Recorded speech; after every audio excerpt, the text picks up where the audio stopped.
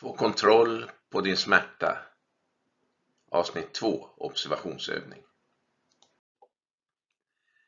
Hittar du några samband sist? Kommer dina försämringar under stress? Eller när du är ensam och kommer ifrån påfrestningarna? Det är tänkbart vilket som. Kommer de på morgnar eller kvällar? Har du personer som lätt utlöser försämringar hos dig?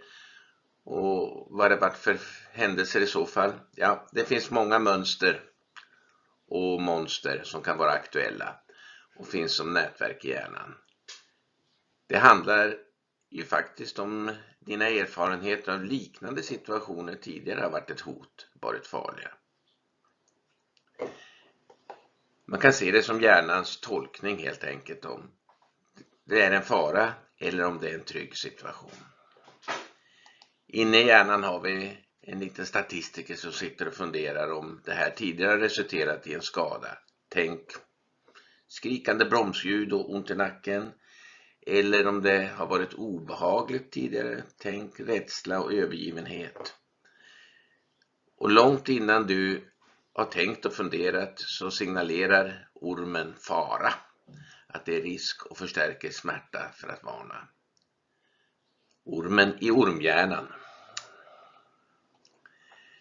Eller så tolkar samma del av hjärnan att den här situationen brukar ge en bra kroppskänsla. Den är trygg. Allting är som det ska och varningslampan är släckt.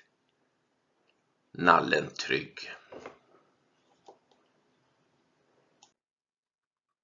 Ja, vi ska nu fortsätta med samma övning som förra gången, men nu också skriva ner de stunder när du mår bra.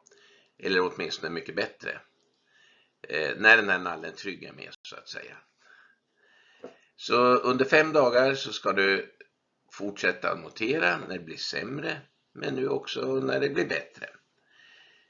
Skriv ner vad som händer i samband med att du får mer värk och smärta, eller när det är stunder då allt känns mycket bättre. Och vad du gör just då, vilka personer som är med. Skriv upp direkt vad du ser, hör, känner, smakar, doftar och du känns i kroppen. När det är extra jobbigt eller extra bra. Gör det enkelt. Skriv ett mejl till dig själv eller släng ner på ett papper. Det behöver inte vara omständigt. Och kanske du ganska snabbt kan se några mönster.